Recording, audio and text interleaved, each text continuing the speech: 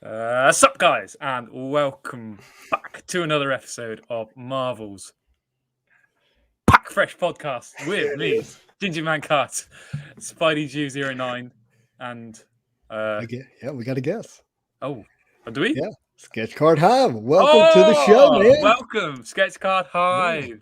I'm excited to Welcome be to the here. show. This is so nice finally meeting everyone. This is Yeah. really cool. I'm glad Sketch Card, you're finally replacing happened. a guy named Norn Rad. Oh, got it. You're Got replacing. it. But, He sounds like a prick. But anyway. that's all right, man. You know, what does it say? Distance makes the heart grow fonder. Your absence has made me realize how much I love the show when you're not here. Oh, see, perfect. There it is. I wasn't That's expecting you good. to say that, but I was expecting the turn. I was like, it's coming. It's No, going to really man. hurt, and I'll have to cry about it later. Right. I don't love you half as much as you deserve. That's the problem. Get that.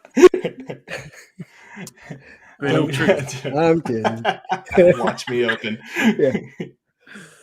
The Marvel Card Guru is back though. We're Look at his logo. His logo looks so good. It does look sick. Oh my gosh! Has he? He WMO. showed me. Oh man, he showed me the something he's going to premiere soon. I don't want to spoil it with the logo, and it looks really good. I won't share too much. I don't know if he's done it already. If I missed it, but it looks pretty cool. This guy's on for good things. Definitely. Yes. Can't wait to see what he's got coming. So exciting. No doubt. Oh, here we okay. go. Here come the questions, baby. Ryro. Hey, Doom! Let's go into it. Hey, Oh dude. boy, Ryro. Yeah. Shall we? So I'm just going to hit my head on the mic. Yeah. Well, I had this dream. I had this dream that this guy wanted his retro boxes opened on YouTube, but he didn't have a channel. So he sent them to me to open on their behalf.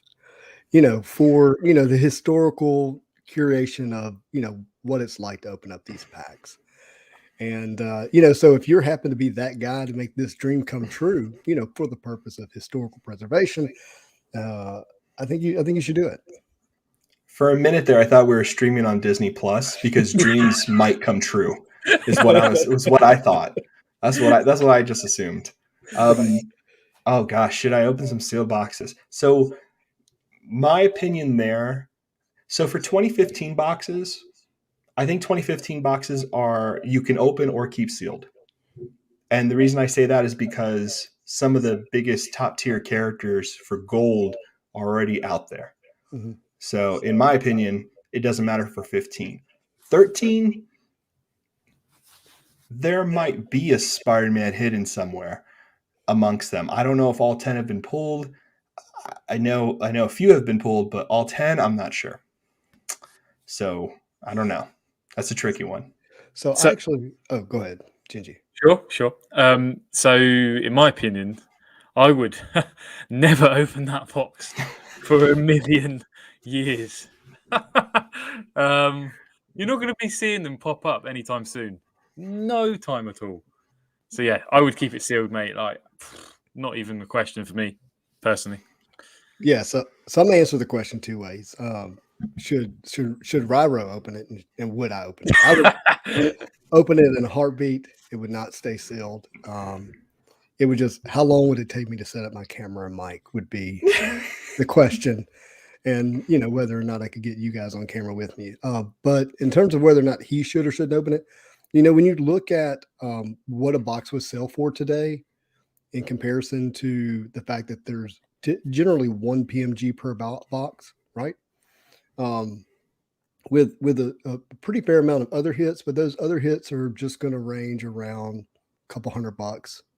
They're actually not that expensive when you look at the T22s. Is that what they call them? Or TIs, yeah. TIs.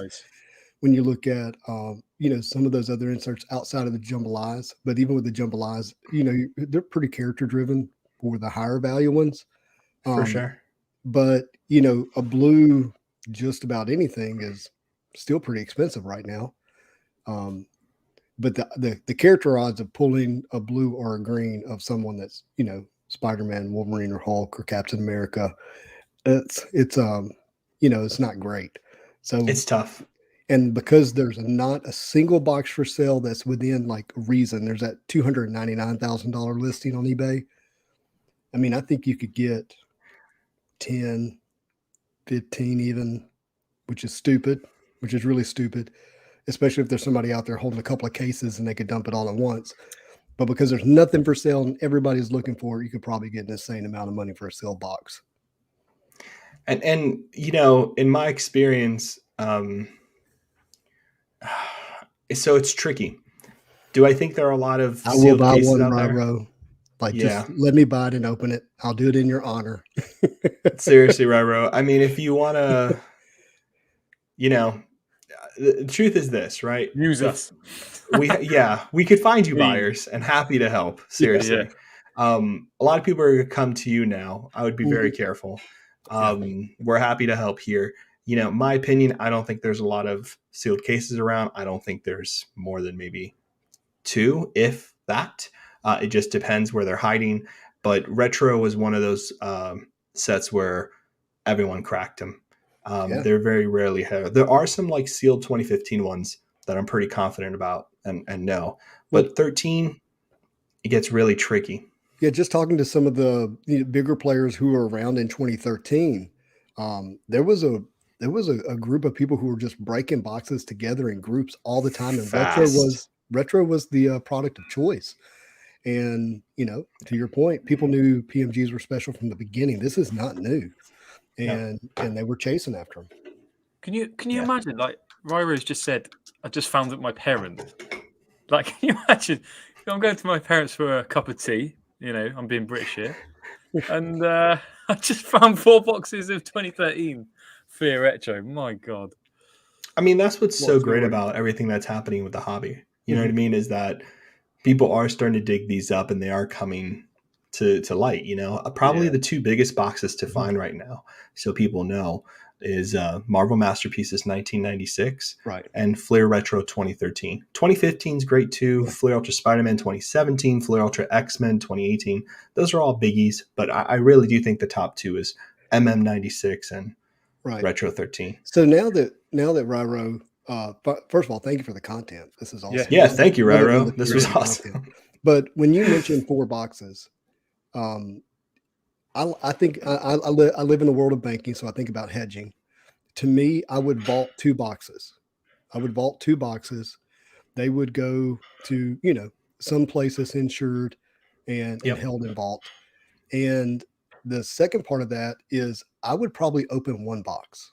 Okay, and I'm gonna get back to that in a second. And I would probably sell one via auction right now on Golden or something of that nature.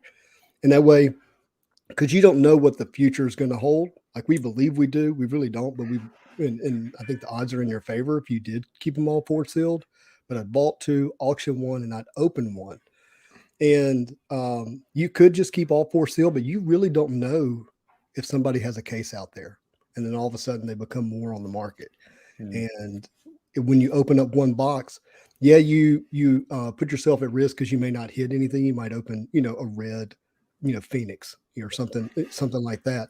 It's not the best. 2013 is not the best looking Phoenix, but anyhow, so that's probably what I would do in terms of hedging my bets. Awesome. I think that makes total sense. Yeah. Ryro just touched. I think I'll get them insured and forget about them for 10 years. I didn't spend any money on them. Well, that's kind of what I was responding to that content. Yeah. That comment. It's a good discipline for sure. Yeah. Vic Hernandez, thoughts on 2018 Flair Ultra PMGs? Undervalued or well priced? Seems like a few affordable PMGs around. Sketch, you go first. So much of Ultra X-Men, I believe that's what you're referring to as 2018. Unless I'm messing that up. But so much of that set is controlled by one person. So probably the reasons they're not high, kind of not high, as high as everything else really, is most likely because they have a slightly different look than Flair Ultra Spider-Man. They're slightly different in their construction in the set, the structure of the insert set. And probably a lot of people realize that they can't rainbow certain characters because the one-of-ones just don't exist, and they've already been pooled and vaulted. So that's a big one. And in all seriousness, the real issue with 2018 Flair Ultra X-Men and 2017 Flair Ultra Spider-Man is the roster of characters. You have maybe, Amazing Spider-Man. The Amazing Spider-Man guy knows way more than I do about this, and quite a few people actually. But I would say the roster of characters in those two sets are not really like 2013. You can't throw a rock and hit a character that's really not worth getting. You know what I mean? And 2015 somewhat. But when you get to the 2017, 2018, you have characters in there that are not very popular, still kind of under wraps. You know, a lot of first-time PMGs, but character-wise, it's not. I don't know. It's kind of a hit and miss. There are, I agree with what you're saying. There are some nuggets, in my opinion. Talking about 2018 at Flare 2018, where there's some characters definitely in the future I see as being, potential. So, yeah, again, you just have to be very careful. In terms of undervalued, yes, but it depends on character, 100%.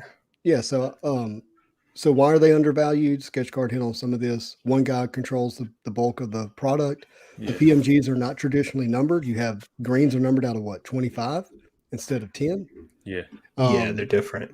And so the numbering is different, which has the difference between 10 and 20 is a big deal. And so when you get to 25, and you never know when, if you like pour a lot of money into it, and then all of a sudden the owner who has most of the PMGs decides to dump them on the market for some reason, you're in trouble. That's a problem.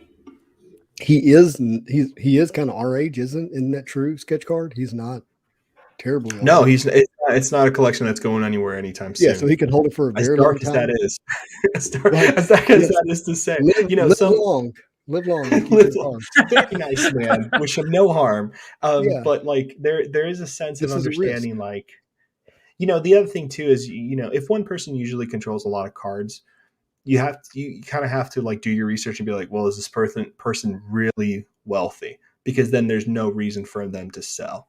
And, from my knowledge, the person is very comfortable, and, in the sense that, I don't foresee them selling in the future. That's my guess. Who the hell knows? Change of heart, things can shift immediately.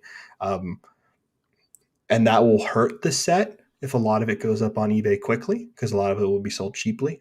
But it just depends, like Spidey's saying. But even if it was all available, it would to me, it would still be a tier below Flare Ultra Spider-Man.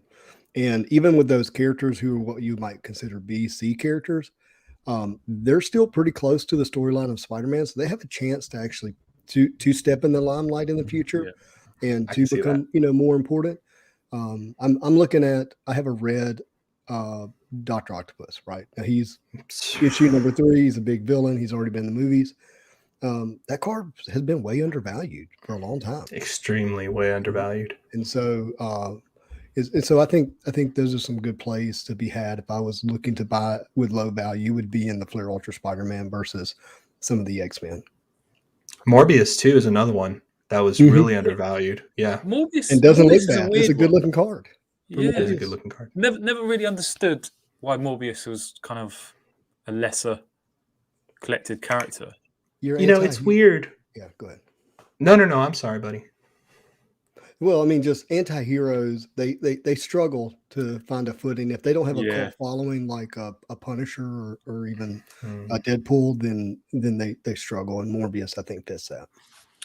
That's smart. Yeah. I would say Marvel Madness. I would say if he has seal boxes plural, he should open one and save the other. Good man. Yeah. Agreed. Charles. I love Charles so much. He's such a Charles in the house. Stacking with just as surprised as you are, I promise. Papa Juju in the house too. Oh, the best. Open one box. Okay, got it. Marvel Retro would sell for 30k plus. Is that you buying? Are you buying at 30k? Like, where did that price come from? In all seriousness, if he's like, my bank. Sorry. If a box got listed on eBay today, I would hazard a guess it would sell for around that mark. I don't think so. I would.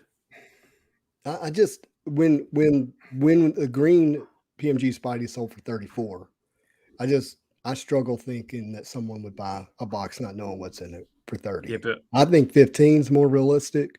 That's just me personally. We know that people have open offers out there for 5 and 6. I haven't heard anything higher than that. So to 5x that, 6x that would be to me unrealistic. But that's just me personally. I mean, it's a gray area, right? Because like, truth is, if I was at that status, money wise, collector wise, would I pay 30K? There's two levels, in my opinion. There's two levels of people here, right? There's the people who have been on the bad end of Pokemon and certain sports boxes and understand that 30K for a Fleer Retro box 2 years from now might be a killer price, especially if that is maybe a Grail box, right? Now, I say Grail box in the sense of like first edition Pokemon cards, Grail box. You know what I mean? And that box is crazy.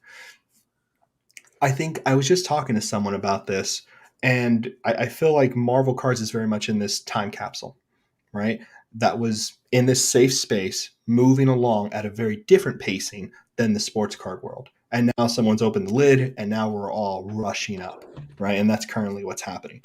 So there's two levels of this. It's the person who's looking at it is like, well, I want the box, I want the Grail box, but I'm paying today's price, not 5-year price. And then there's someone else who doesn't care to lose that money because they understand that it's really just going to sit there, and they're willing to pay that bigger price just to say it's done. You know what I mean? Those are rarer people than the ones on the lower list. I think maybe that's the discrepancy, because I have heard the same thing from like other people too, right? 10, 15 makes sense to people. 30 to secure it is not such a bad idea for certain people. That's what I've heard. Just using Ryro as an example.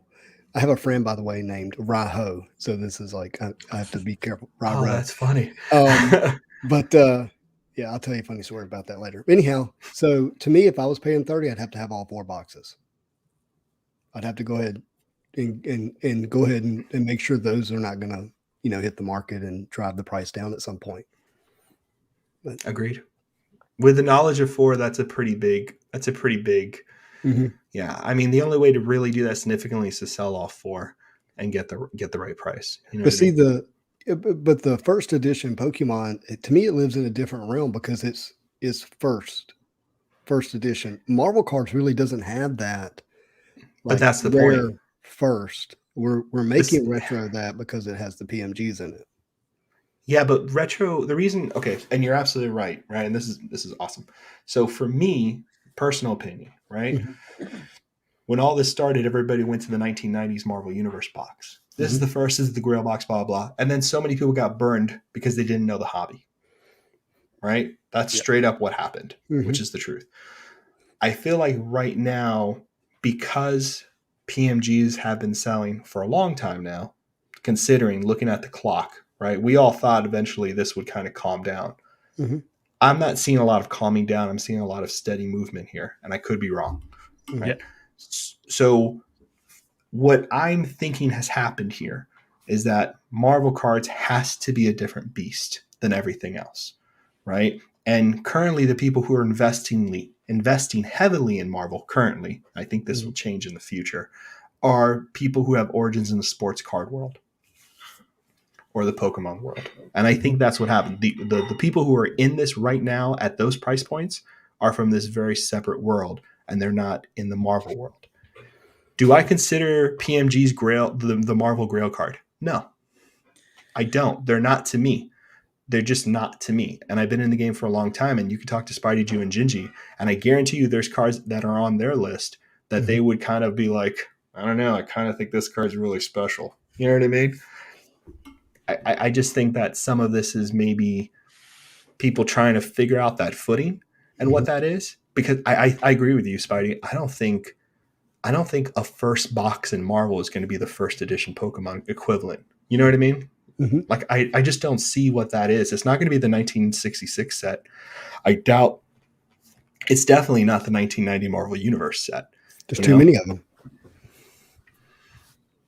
Yeah. I mean, I got 2 sealed boxes sitting in there, and half the people listening have a sealed box, so Everyone jumped on that. Everyone Yeah. jumped on that because, they use that Pokemon equivalent. They use that sports equivalent. But there's a strange thing to be said about the market making a decision. And Gingy said this on his channel a few times.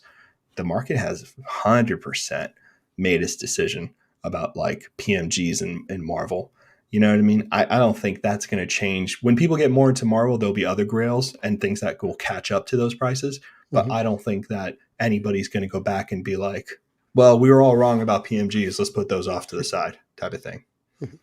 Yeah, perfect. The market's the market. And I think that kind of swings us into something you've just said and talking about pack pulled autos and kind of where we're gauging where they're at. And I'm personally seeing a lot more movement in the eBay sales, etc. People buying certain autos of certain actors, things like that. So yeah, interested to hear your views on that. What do you think, Spidey? You've been doing some really awesome posts lately and making me jealous. Well, I mean, I think you guys saw that in my top 10 Marvel cards of 2021. Autos made the list, and they made the list because they're low numbered and they're autos, and I think there's cross collectability there, where you have people who collect autos in general, and then people who collect Marvel cards and valuable Marvel cards, and those certainly fit the bill for both of those. I'm not a huge auto guy when it comes to actors. It's just because that's not where my personal taste lies. There's some artists and some writers or creators that I would like to have autos of that I'm still looking for, and some that don't exist that I wish that did exist. Like I would love to have Todd McFarlane pack pulled auto on a Marvel card. Likely will never exist. But I do think autos are special, especially, and I'll go ahead and drop the name and then let you guys have it, especially with Stan Lee. Go on, Sketch. No, I did a video a long time ago about this and told the guys about this. And for me, it's always who said, I see so many PMGs in the market. That's because you have them all. I've seen. Yes, by the way, Charles. Yeah. There's only one person in the market. I would gladly buy one if you would actually put it up for sale. But I know he messed up with his emoji. It should be the winky face, not the smiling. You know what I mean? He just slipped up there. Hey, Swami's on here. Hey, buddy.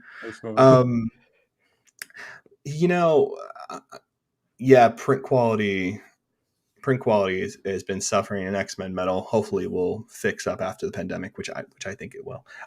So when it comes to autos in Marvel cards, this is where I'm at.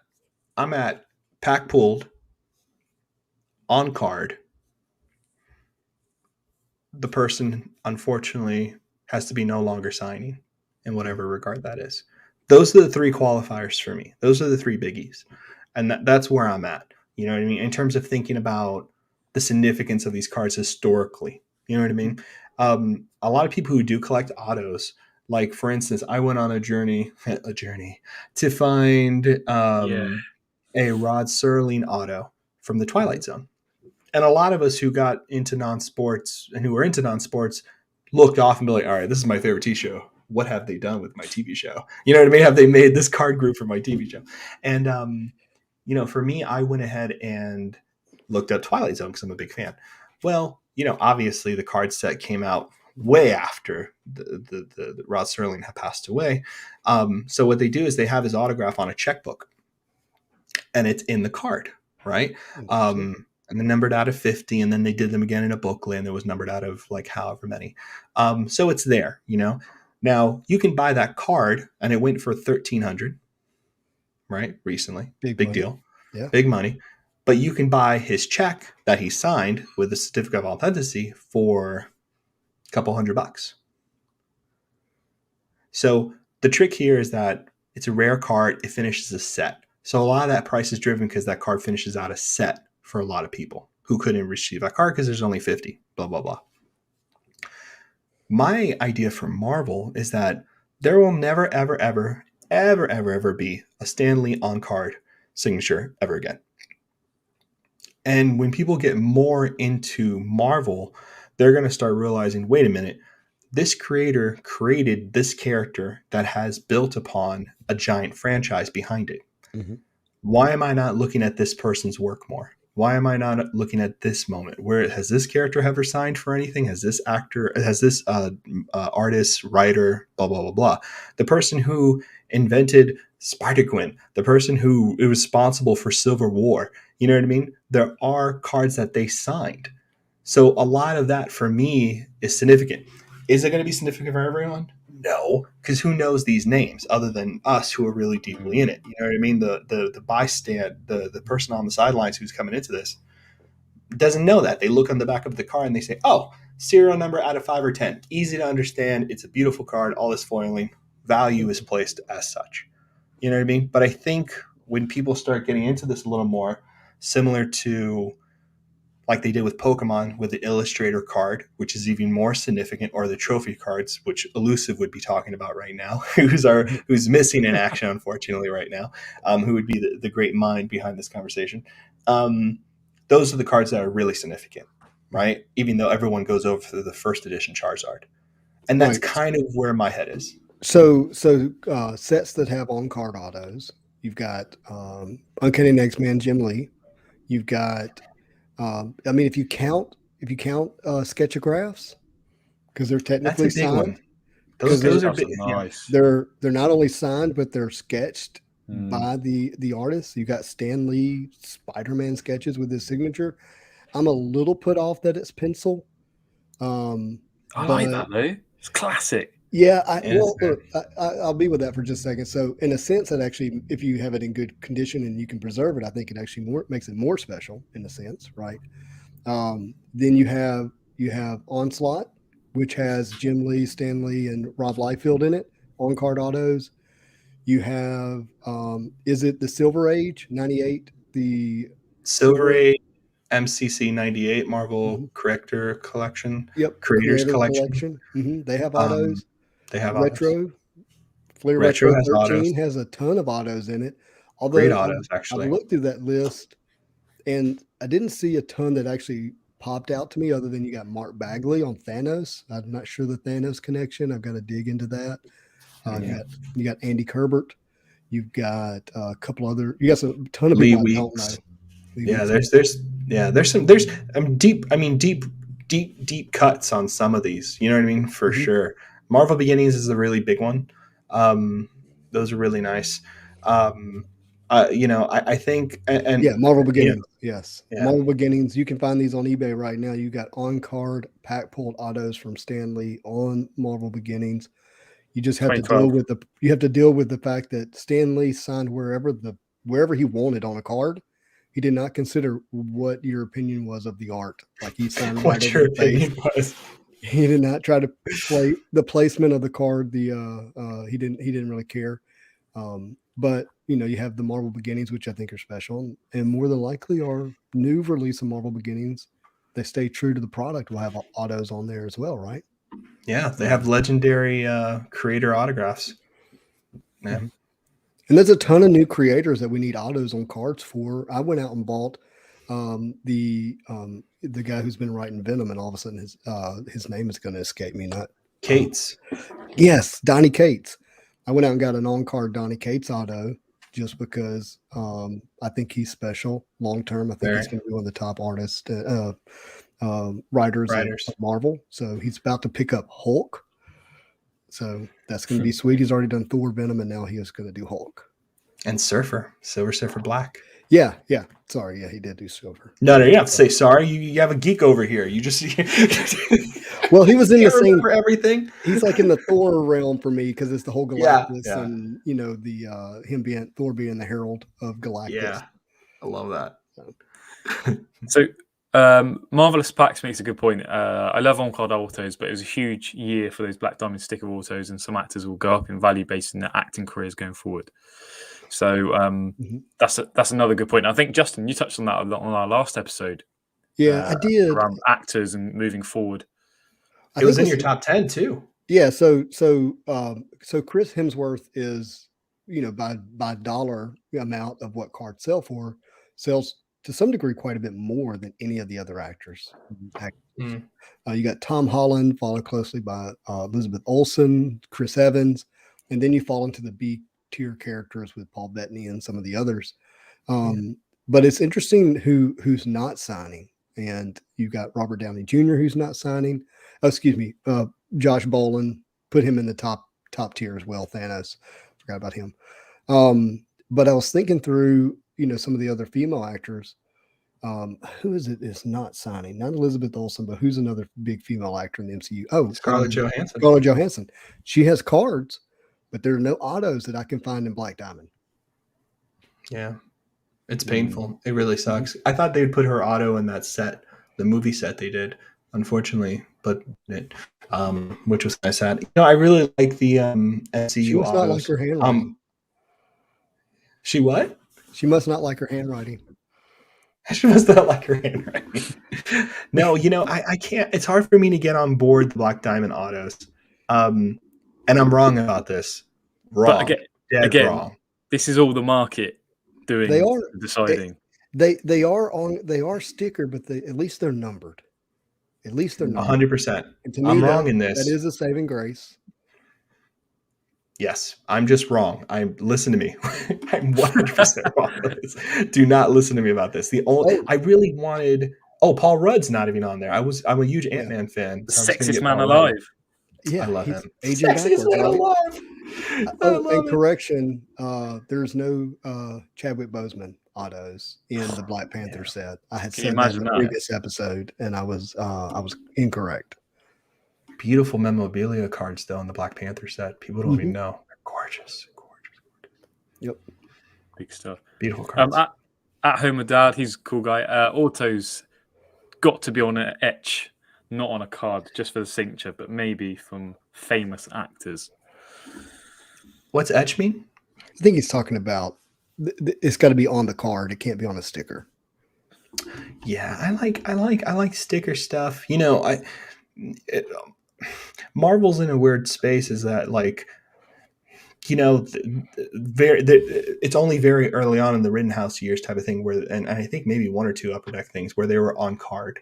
So they've been on sticker for the most part. It's not like you can find a Chris Evans card signed on card. It's only on sticker. You know what I mean? So it's not like, it's one of those things where it's like you have to look at like the history. You know what I mean? Like if there was someone who did on card and then did sticker, and the sticker is somehow worth more than on card, that's where I'm like, that's a mistake. It should not be worth more, regardless of the hard number on the back. Well, when you think about the logistics of getting a card in front of an actor and signing the individual card without damaging it, in comparison to signing a sheet full of stickers that they can use whenever, however, I mean, there's a reason why there's stickers, and when you have on card, what makes it even more special.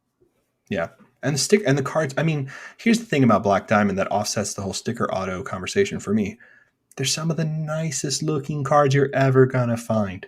I mean, killed it. That Black Diamond, they're just perfection. I mean, a standard was held. That set did so well. They're doing it again. They need to. It's beautiful. Yeah. Or some form or version of that. I mean, just killed that set. Absolutely killed that set. Okay, we got some other questions here. You got it. Aslan, I know Stanley signed so many cards, but your comment makes me feel better about my overpriced signed 99 Stanley. Yeah, we had a chat about that. He's got a really nice card. Well, hey, real quick, just just a public service announcement.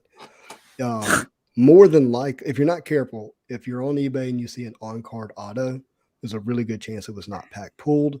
Make sure you do your research, check the checklist, message one of us. Not that we know everything, but we've done a lot of research in this ourselves. Happy to help. There's a good chance you're pulling something that was signed by the artist, but not pack pulled. And if you're buying because you want something that's going to escalate in value over time, pack pulled is a major key component. To me, it's more important. I'd rather have a pack pulled sticker auto than I would an on card, not pack pulled. And I think there was a video, Millie Pops. I think I showed you guys this. Remember? Is it Millie Pops? I forget. They said that they got just so everybody knows, and it's clear because this happened 3 or 4 times now to me. There is no such thing as a pack pulled auto in a 1992 Marvel Masterpiece set. Nada. Joe Jusko didn't do it. He didn't do it. That is just a bold-faced lie. On Millie Pops, they said they had one. It was with a gold signature. It was a con signature, and they didn't know. And I told them, and I think they fixed it or whatever. But just so everybody knows, Joe Jusko didn't do any packed inserted autos until 2016. And he did sign those, but they're also numbered, right? Yeah, that's right. So that's how you know the difference. It's a hard number. Sorry, Gingy. End of each card. So, no, that's awesome. That is why people watch Marvel's Pack Fresh for information like that. And, I don't even know what I was going to tell you. And I think those are like talking about what would be Grail cards earlier. I think the pack pulled autoed hard numbered in the 2016 set is, you start to, find new cards. I think that are really special. Yeah. Mr. Sinister cards, comic cuts as well. I'm a big fan of comic cuts. I love Mr. Sinister. He's the best. Depends on the comic cuts are Depends awesome. on the issue. That's clever. Coming from someone like Spidey, comic books far better than me. I don't know much about it at all, but same. So this is interesting that you say that, Gingy. So as someone who loves comic books, there's a bunch of them back there. Really? Yeah. I couldn't tell. Comic cuts don't move me quite as much because I'm moved by the comic book. But it seems to card collectors who are not into comic books, they're more moved by the comic cut. And to me, that's really interesting. Yeah. I like the idea of comic cuts quite a bit because in an odd sense, and I'm thinking in the larger scheme of things, right? Like in Fleer Ultra Spider-Man, there were some comics that they did cuts for that were key comic books, right? But they're pretty modern, and you can pick up the issue for like $50 or something, or a 9.8 you can pick it up for like $300-400, right? They're key issues, but they're not like scarce, right? I feel like comic cuts for me are going to be significant in the future, depending on the book, like Spidey said. Because in the future, a lot of books won't be able to be had. Yeah. They won't be non-existent. They will be either graded or they're going to be reader copies. You know what I mean? And to have something in your collection that's a piece from that iconic book that you can't really touch anymore, right? That's really significant in a card collection, like the upcoming Spider-Man Metal with the Amazing Fantasy 15. Yeah. That's just a crazy good. That's going to be such a good card. Great card. And Spidey Jew's going to pull that. Yes, he's going to pull. I'm calling it right here, right now. He will pull this. It's going to be weird. In one pack, I'm going to get the AF-15 comic cut, and then the Platinum Portrait of Spidey. It's just right after. Yeah. One man that can is you. They're not even going to put it in the pack for you. You're going to crack the box and be like, "Oh, it's right. Oh, sorry, thank you," and you're going to pull it right off the top. Oh, hey, guy in the beard. Yeah, Sketch. This is for you, I imagine. Oh boy. Okay, speaking of names, I would like to hear the guy with the beard pronounce my name. Come on, baby, make my day. Oh God, I hate that he's doing this to me. It's for the people. Aslan. Hey, smashed it. Did I do it right? Maybe. That's not his full name though. Ang. Aslan. There we go. There you go. Yeah. Washed it. See? What up? Also, I have a beard. Is mine not as good? Yes, I'm actually a little bit upset. Look at this. Full-fledged gorgeousness right here. You can't. Dark as night. I disagree with I relating back to autos of actors. Yeah. I disagree for this actor autos because people are already paying close to peak. Yeah, for definitely for some characters. For example, I'll give one example. Loki. Oh my God, who played Loki? Tom Huddleston. Tom Huddleston. I should know if anyone. He's your countryman. Yeah, Jesus. Someone probably overpaid for that card very recently, which was an auto. Was that from the Thor Dark World, or was that? Yeah, Thor Dark World, man. There's actually a crazy. I missed out on this. I wish I would have bought it. Not that I had the money, but it was a card. It was a Thor Dark World. Tom Hiddleston, or how do you say it? Hiddleston doesn't matter. The Tom guy who plays Loki. It's actually a card from the set that has a costume relic plus his auto. Oh wow! I like relics like that. I love relics with the auto. Yeah. Top notch for me, man. I won't touch that, man. That's amazing. That's the best.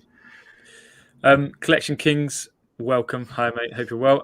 Downey doesn't have any upper deck autos, right? He has a few Rittenhouse. On the card, and they sell for a lot. From my knowledge, yeah.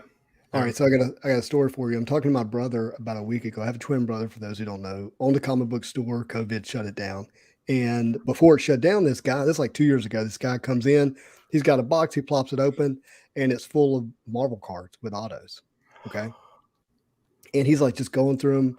And the guy's like, he knows he has something special, but at the time, you roll back the clock 2-3 years ago, not what it is today.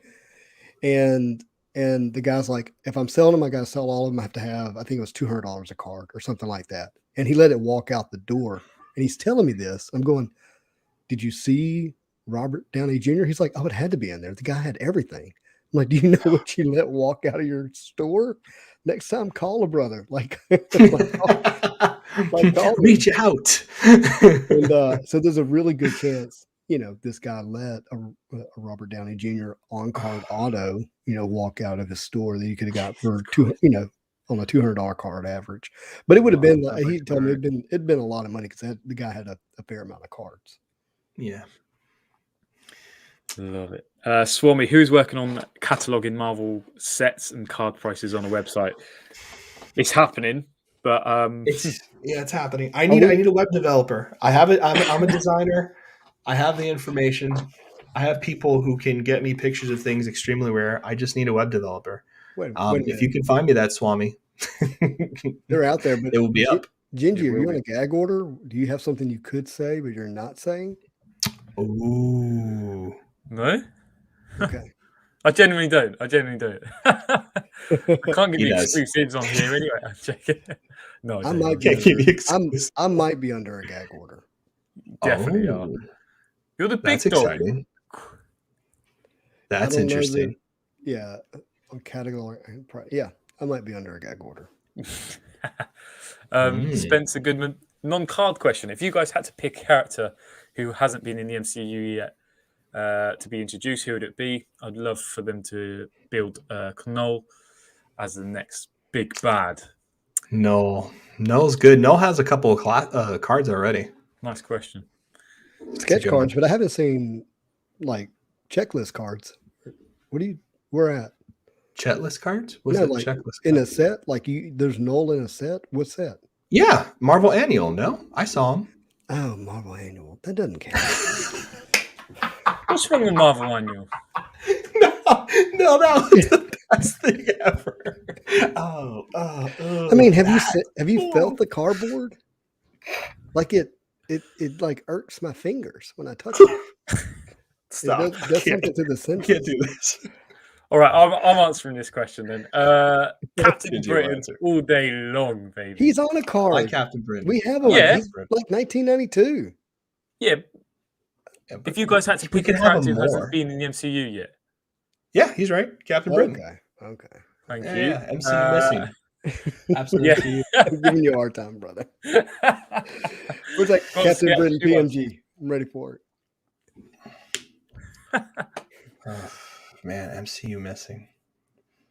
That's tough. I mean, Fantastic Four. I mean, but there's cards about him. I mean, so yeah, I'm trying desperately to not give the stereotypical answer. But Fantastic Four people are great. You know what I mean? I think anybody in the Fantastic Four world is a good thing to think about before they hit the MCU. Spidey. This one's tough because I'm not going to say any of the X-Men because they're coming. We know that already, and they've had movies. Charles is right. Charles is not wrong. Charles is right.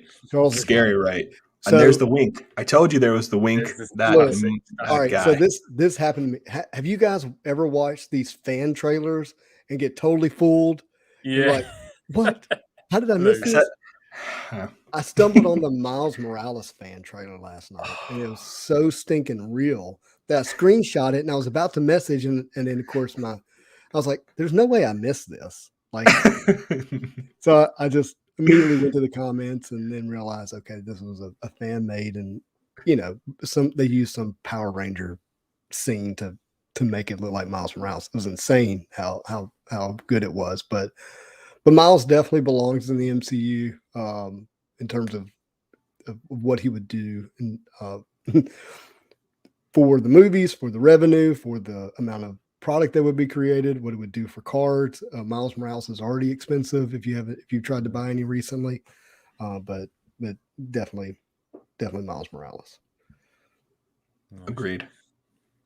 Marvel's packs, yes, you can be easily ripped off, whatnot, and other selling platforms buy those autos that aren't packed. Yeah, that's a good one to bring up, Marvelous. Like the idea of like Whatnot and those kind of FOMO rush kind of apps. Yeah, be careful of that stuff because sometimes they put you like, a minute before before it's gone forever, and unless you have time to research, you could feel like you're really about to miss something and not be missing anything. Yep. Yeah, it's a tough one. Aslan, for the people, nailed it. He's happy with your pronunciation. I love you, brother. Thomas Kuhn, The Last Airbender. Aang is the name of The Last Airbender. And by the way, if you haven't ever seen the animated The Last Airbender, it's great. It might be in my top 3 favorite anime shows of all time. Wow, that's good. No idea what you're talking about. It is just, you'd like it, Gingy. It's good. It's just super well written. Start from the beginning. Don't get in a hurry. Yeah. It's really good. It's nice. So what's in the air and what's bending? Stop it. There's 4 elements. There's air, there's earth, there's water, and fire. And they can manipulate them. But the last now Justin's just making up stuff. The Last Airbender can manipulate. It's about a captain who drives an airplane, and he's up in an airplane, and basically he has to fly this airplane across this fantasy world, and the whole thing is between him and the stewardess. It's just and he's the last airbender. He's the last person who can fly this plane. So, I mean, if you were going to make up a story. That was not bad. How dare you, sir? That was terrible. I'm kidding. That was terrible. I'm going to watch sorry. She's going to be like, I can't trust these guys. Yeah. For me, for actor autos, I ask whether or not the kids watching the movies over the last 15 years are going to want them signed. But for personal collection, I never cared for them. Legacy stuff, man. That's interesting. Mm-hmm. I think so. I wonder, you look at Ghostbusters, you look at other things, Indiana Jones. Is it the young kids who are going to watch this, or is it their fathers who are dragging their young kids to watch this? I don't know. What would you pay for an Andy Griffin auto? Yeah. That makes sense.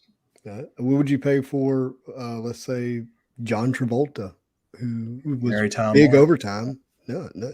And so to me, autos scare me for that reason. And why you got to be really careful for where you put your money is, to me, it's got to be, a creator like a George Lucas.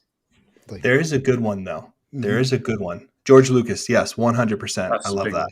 Yeah. Here's a good one, and it is relevant. Recently, and Gingy knows this. Recently, and I'm sure Spidey Juice does too. A PSA 10 Luke Skywalker card just sold. Right? From the original Star Wars set, sold for like $55,000, something crazy like that. The autos from Star Wars of Han Solo, Luke Skywalker, Mark Hamill, Carrie Fisher, right? Those 3. Those are consistently high and consistently difficult to get. You know what I mean? So I wonder, because that's kind of like, if I'm trying to find like an equivalent to Marvel cards, you know what I mean? I got to think about like maybe Star Wars actor autos. Would you guys agree? Like that, is that like a fair, like something that's been going on for a while, and Marvel's kind of like the newish kind of auto realm? I don't know. They're on card too, so that's a different one. That's a different world. They're on card. Star Wars is very different though, isn't it? In terms of like its legacy and obviously George Lucas and like the history there is very different to Marvel. And young kids are into it too, so there is a legacy thing. I think, but that kind of makes me think about like what Disney will do with Marvel. Correct. I think Disney is very much looking at Marvel and saying, well, this is going to be legacy. Yeah. Well, but Luke Skywalker is Luke Skywalker. Okay. Yeah. So Mark Hamill will always only be the only Luke Skywalker. Where with Marvel characters, these are mantles that will be handed down. they'll be passed down That is and something or to think about. recast. And so I think and when you talk about like its importance culturally, Star Wars is just on its own. It's just on its own. And I think you got to be careful trying to compare things to Star Wars when it comes to like how do you establish value. Where it might be useful is Star Wars does have a lot of there's a bazillion things you could buy out there. So it's interesting to look at what does hold value over time and drawing some data from that. But from the actor autos, I don't think that we're going to be able to look at, say, a Chris Evans like a Mark Hamill. I just don't. Do you think like, and I'm thinking purely of a top tier character. So let's go for Iron Man as Robert Downey Jr. Regardless of what happens to him in the future, whether he has a bad movie, whether he's, I don't want to say anything bad that might happen, but he's already gone through it. Yeah, I didn't want to say too much, but poor guy. But surely him in that first Iron Man movie, a big deal. Does that not have legacy in a sense in terms of his auto? And even Wolverine, Hugh Jackman, same story. I think seeing that for me, and that's where it gets tricky for me. I agree with Justin. I agree with Spidey. I really agree with Spidey because it makes a lot of sense when you look at it from that angle. You know what I mean? Mark Hamill is Luke Skywalker. Like Luke Skywalker how many more Iron Man didn't how exist. Many more Iron Man are we going to get in our own life? It makes a lot of sense. We got Iron Patriot. We got Armor Wars coming out, Ironheart. Right? Yeah. And look at Hawkeye right now, right? Hawkeye right now is transferring Hawkeye-ness to a new character. You know what I mean? Let's talk about Hawkeye. Yeah, I'm down to talk about Hawkeye. But like Luke Skywalker, there is no Luke Skywalker before Mark Hamill played Luke Skywalker. So there is that like tidbit of a thing. But I do see Robert Downey Jr. having that status as that character, similar to Mark Hamill has for Luke. But I 1000% agree that Luke Skywalker didn't come before Mark Hamill, at least to the general public. You know what I mean? That never existed. They are one and the same type of thing. Yeah. Another thing, not to beat this dead, but Mark Hamill was so young when he was cast as Luke Skywalker. He has been able to carry this forward for 40 years. Most of his years. Where, Robert Downey was already probably close to 50 when he started playing Iron Man, at least in his 40. And so he's not going to have that same ability to be recast as Iron Man, in 2040, right? 30 years after the person. Anyways, I think I love it. I think Robert Downey, if I could have one, I'd be stoked. I'd love it. It'd be framed and a lot of spotlight on it. It's wonderful. I'm not saying it's not. I just think it's not a truly fair comparison to some degree. Makes sense. Totally makes sense. Thoughts on Hawkeye? Have you watched it yet? Spidey, you go first. Yeah, so I've watched it. I'm going to watch it again tonight. As soon as we're done with this, I'm going to try to get my family to sit down and watch it. But me and my daughter, Ashlyn, who is, as you guys may have seen, she's trying to take over Spidey Jew on the channel. She opened up some Disney cards with me last night. It was a lot of fun for her birthday. But, for me, it hit well. It's got a Christmas feel right here at this time. I thought that was great. I loved. I'm not going to say anything that's going to spoil it for anybody. Okay, let me just go ahead and say that. But I love where it picked up, like in the setting that it's in, where it picked up. It gave us a unique perspective on some pretty major events, which I thought was really cool. Yeah. I actually liked when the show starts. It has this an intro that's actually telling an origin story, and I thought that was really clever. In a way to kind of speed things up without having to make you watch, 5 episodes before you get to the meat of the action, because they had to, introduce new characters. So I thought that was really clever. I love that they gave us 2 episodes at once so that we could digest. I was like, yes, come on. I thought that was wonderful. I'm trying to think of something I can say that's negative just for the sake of negative.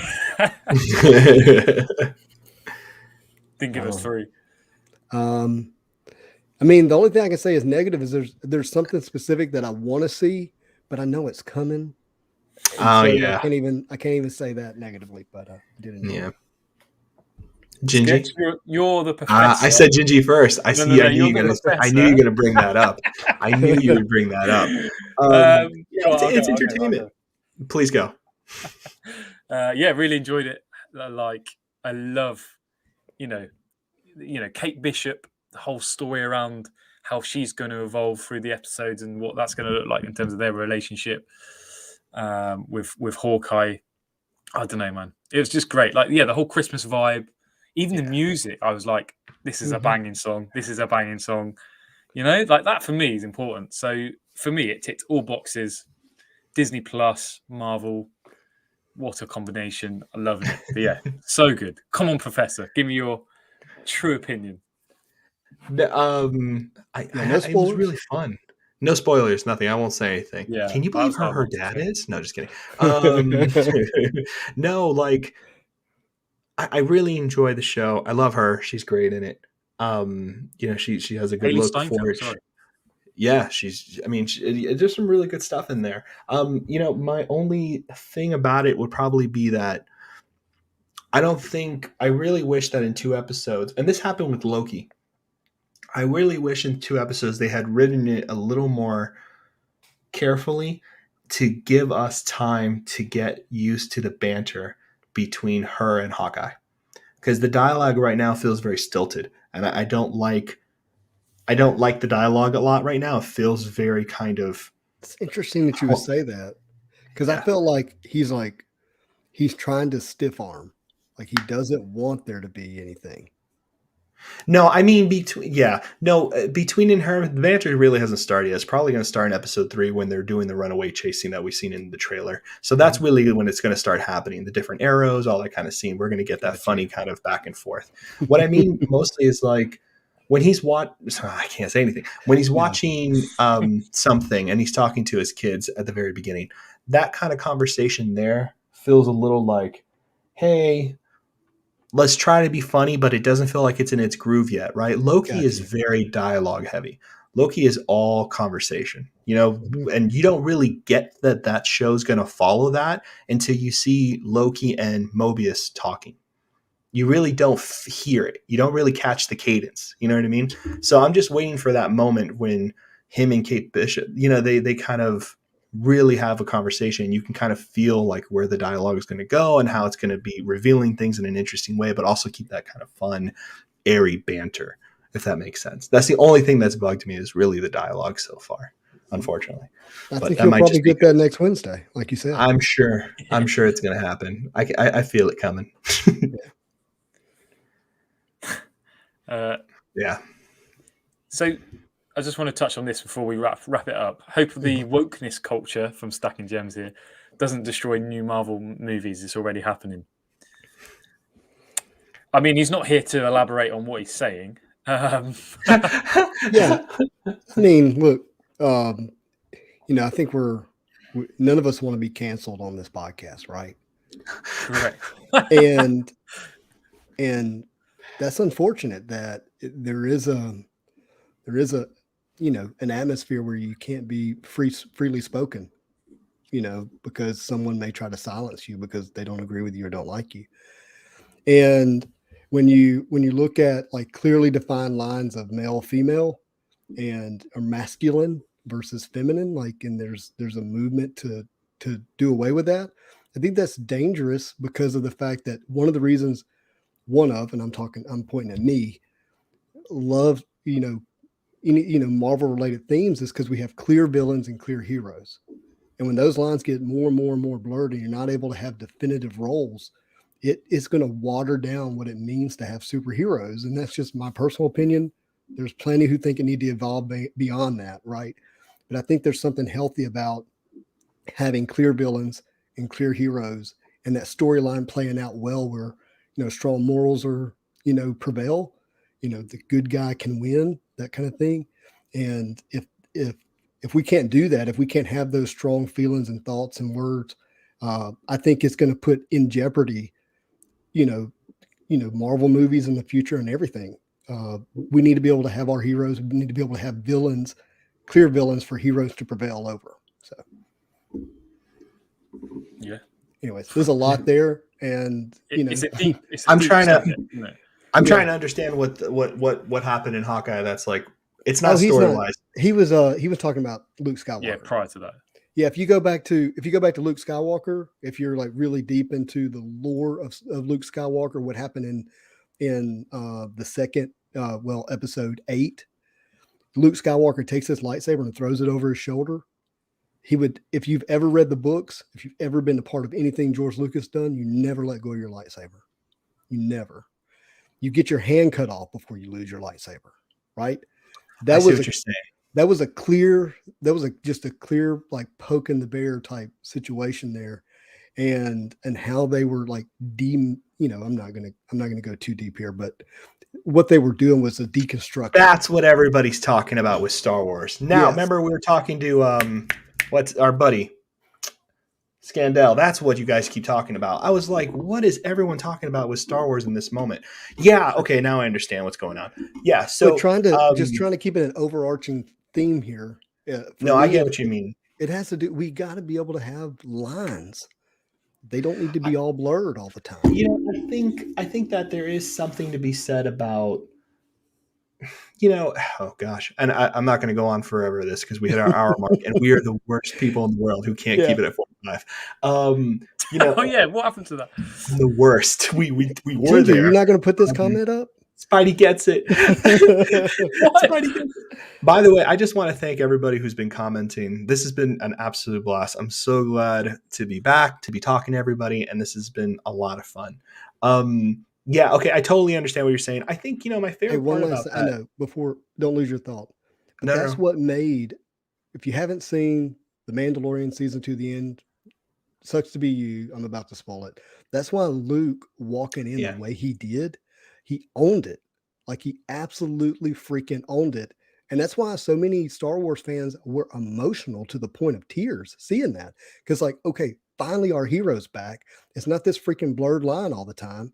And he's clearly who he is supposed to be, what the original creator, writer, George Lucas made him out to be, right? Yeah. And you had your good guys show up and wreck the place, right? And no one stood a chance. And so, anyways, all right, I'll calm down. That makes total sense. No, I mean, what you guys, no, it makes perfect sense. I think a lot of people, what they're talking about, I don't consider it like wokeness culture because I think wokeness culture has a double-edged sword to it. Like, I think we should 100% be aware that other people exist and that many different types of people exist because that's how stories are going to become original. Because there's no such thing as original story. They've all been done. Because the human experience is so limited that originality in story doesn't exist. It's how you tell a story that makes a story original. And that's the difference. And, what you're talking about here for me, when I hear it, is I'm hearing you're talking about purity of lore, purity of character, right? Those purities of like good and bad. Luke has always been that kind of like that shining light. That's how he was able to come back. Such horribleness in Darth Vader, right? There's no gray between those characters because if there was gray, they would fall out of their hierarchy, which makes total sense to me. And I understand that. Like my favorite part about that second Star Wars movie, and I know a lot of people have problems with it, but the reason I commend that movie so much is because they took away the idea of Rey having to be from divinity. And then they changed all that when they got to the third one. I thought it was so important for kids to see that moment at the end with the broomstick where you don't have to be born of nobility to have powers that could save the universe. That was like when I saw that, Anakin. Yeah, exactly. Right. Exactly. Came from nothing. Right. I mean, the reason the Anakin thing bugged me a little bit is because they treat Anakin as like a Jesus Christ figure because the mother says she was just pregnant and it would happen through force divine type of stuff. That gets in my head a little bit, but I like the fact that Rey didn't have to have that portion of her reserved. You know what I mean? She didn't have to be a distant cousin relative of so-and-so, that she could actually just be a good person without having the lineage. Because I think, anyway, but that's what I commend that movie for. But I 100% understand what you're saying. You guys are talking about the purity of these kind of opposing pillars of justice and evil and stuff. I get it. It makes total sense to me. Makes total sense. And just to wrap it up, Charles says they plan to take men out of X-Men. Yeah, stuff like that is just Absolutely ridiculous. I don't want to comment too much because if I do, a lot of people won't like what I will say. So I'm going to keep completely reserved on this point because I'm very black and white. You're a Cancer. Yeah. Remove from that that episode. Fantastic. Thank you very much for everyone joining us, though. It's been a good hour of Marvel card / Star Wars chat. Yeah, it's fun. Hey, Disney owns both. These are siblings, right? You know, they're from the same family. They're close. They're close. Very close. Awesome. But yeah, thank you very much for joining us. Have a fantastic Sunday. See you in the next one. Have a marvelous day, Bye, everybody. Peace.